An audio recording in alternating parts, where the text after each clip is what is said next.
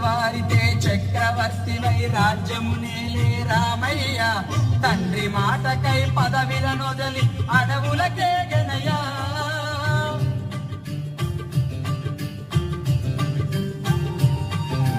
మహిళో జనులను కావగ వచ్చిన మహావిష్ణు అవతారమయ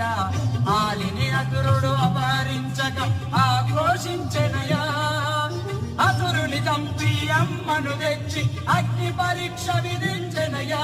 సాకలి నిందకు సత్యము చాటక కుల సతినే కనువాడనయ ఆ రాముని కష్టం లోకములో